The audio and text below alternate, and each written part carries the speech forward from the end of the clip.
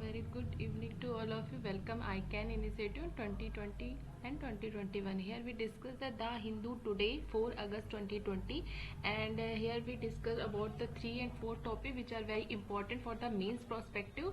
And let's start. And the first topic is our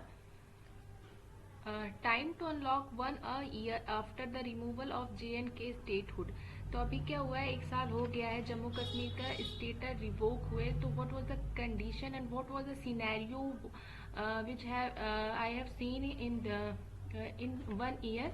Here the writer discuss about all the segments. तो ये आपका GS paper 2 का part आएगा government policy से, and GS paper 3 also security से भी related है. तो how can we write in the mains and what is the importance, इसको देखेंगे कि अगर आर्टिकल 350 एंड 350 ए को रिवोक किया गया है तो उससे वहाँ की सिचुएशन पे क्या इफेक्ट पड़ा है, ये आपको राइटर बताते हैं.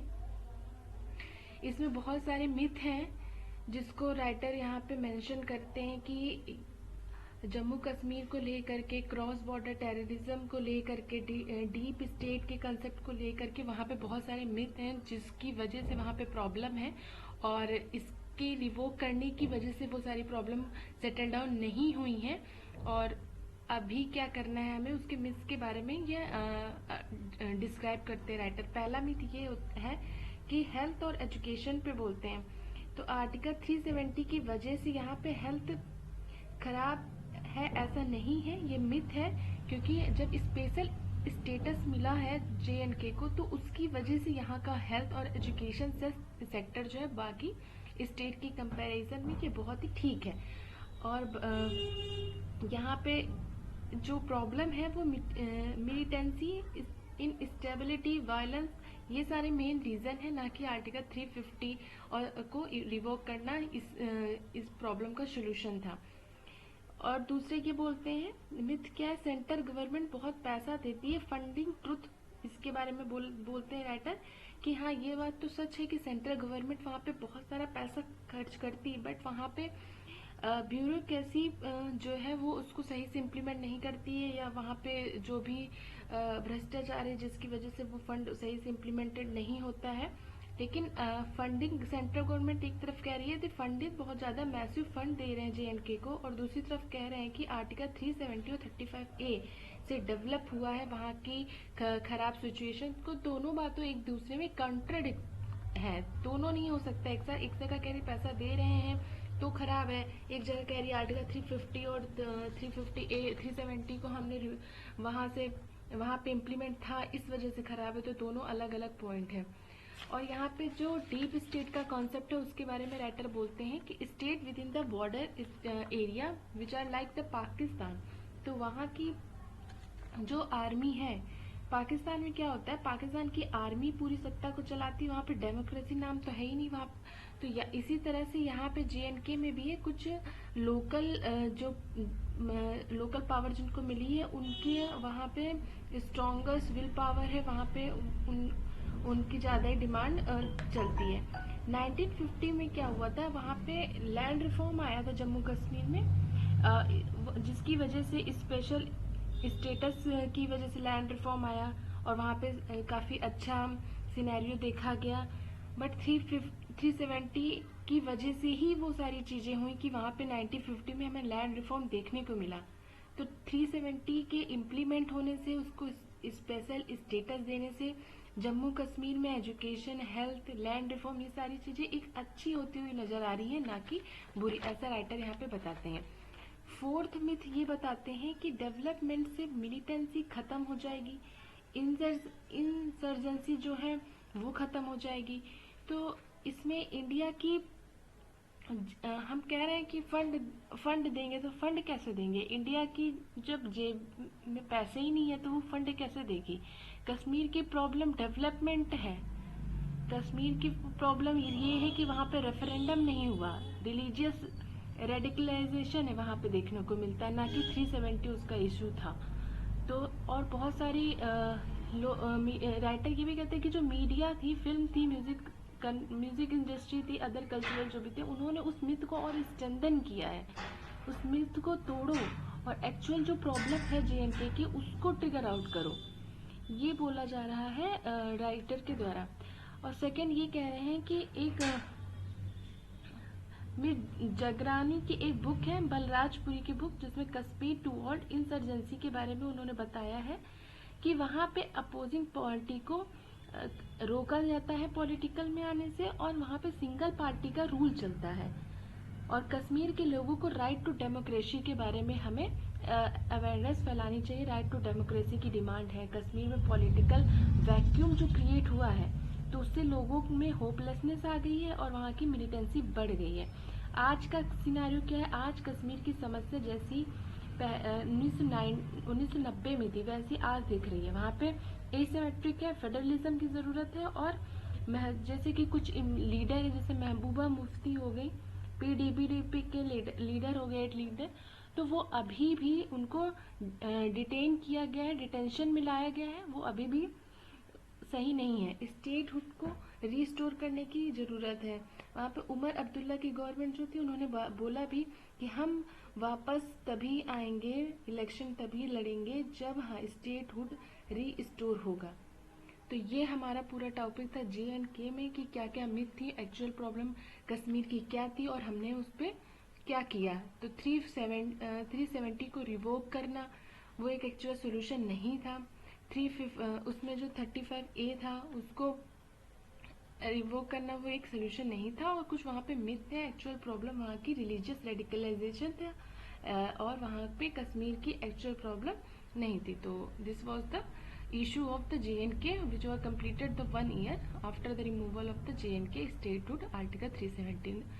नेक्स्ट आर्टिकल देखेंगे, toxic bureau on the increasing of liquor tragedies. इसमें क्या है, इसमें बोल रहे हैं कि पंजाब में 100+ पीपल जो है उनकी डेथ हो गई है फॉर द नकली शराब की वजह से, जिसमें अमृतसर, तरनतारन, गुरदासपुर डिस्ट्रिक्ट आते हैं। तो ये हमने शॉर्ट में ये बनाया है कि on the increasing of liquor tragedies, Punjab में अमृतसर, तरनतारन और गुरदासपुर में 100+ पीपल डेथ हो गई है। हुंज बोलते हैं नकली शराब को, उसकी वजह से। केवल यहीं पे ये इशू नहीं है, ये हमारे देश में हर साल ऐसे इशू देखने को मिलता है। लास्ट ईयर उत्तराखंड, उत्तर प्रदेश, असम में भी ऐसी घटनाएं आई थी कि नकली शराब की वजह से लोगों की डेथ हो रही है। तो ये होता क्यों है, क्योंकि इनके चीप रेट होते, चीप प्राइस होते, इसलिए लोग ले लेते हैं। और ब्यूरोक्रेट्स की हेल्प की वजह से होता है, क्योंकि अगर किसी स्टेट में कुछ ऐसा हो रहा है तो ऐसा नहीं कि ब्यूरोक्रेट्स को उसकी अवेयरनेस ना हो, तो वो उनकी मिली भगत होती है, तो इस वजह से ये होता है। तो WHO के नॉर्म्स के हिसाब से क्वालिटी इन्वेस्टिगेशन मतलब उसकी जांच होनी चाहिए। डिस्ट्रिक्ट हेल्थ इंफ्रास्ट्रक्चर सुधारना चाहिए। डिटॉक्सिफिकेशन थेरेपीज को अलाउ करनी चाहिए। कम्युनिटी का इन्वॉल्वमेंट होना चाहिए, जिसकी वजह से this problem can be solved. और जो एक्साइज ऑफिसर्स होते हैं उनका भी हमें नोटिस करनी चाहिए, इन्वेस्टिगेशन होनी चाहिए, उनको भी पावर देनी चाहिए कि वो इस तरह की सिचुएशन को टैकल डाउन कर सके। और मोस्ट इम्पॉर्टेंट हम ये पॉइंट दे सकते हैं कि अवेयरनेस जितना हो सके हमें उस चीज़ पे अवेयरनेस को इंक्रीज करना चाहिए। This was the issue of the legal नकली शराब से जो भी यहाँ पे डेथ हो रही है उसके बारे में था। What was the next, the central will have to convince the state that the national education policy benefit all.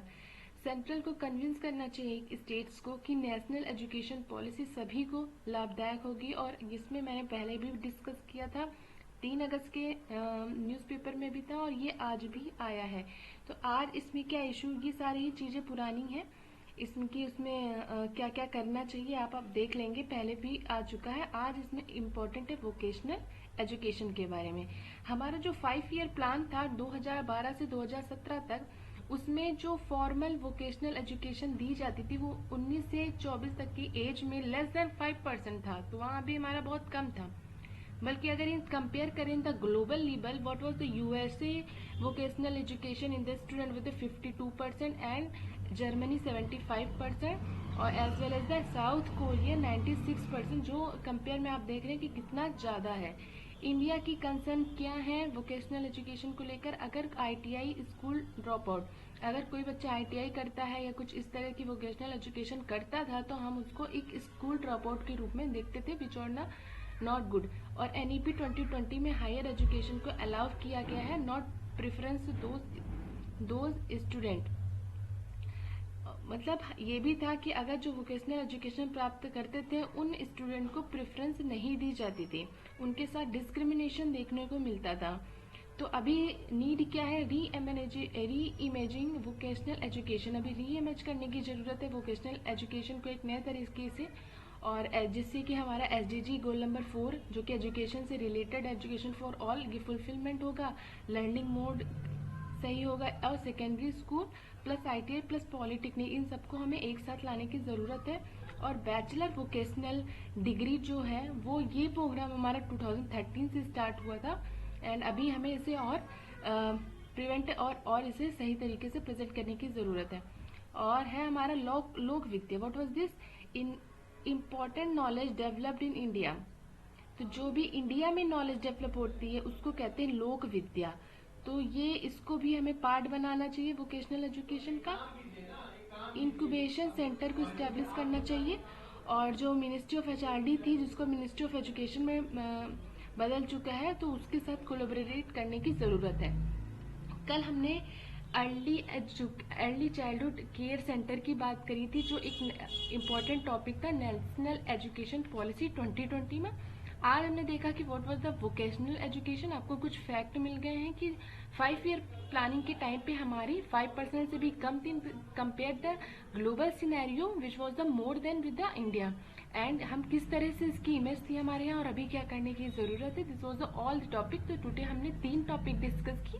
The first one is the Jammu Kashmir का 1 ईयर का जो प्लान पूरा हुआ है रिवोक का 370 आर्टिकल। सेकंड वॉज द नकली शराब से लेकर, and third was the national education policy के में जो वोकेशनल एजुकेशन है। तो thank you and subscribe the channel please. Okay, thank you for listening.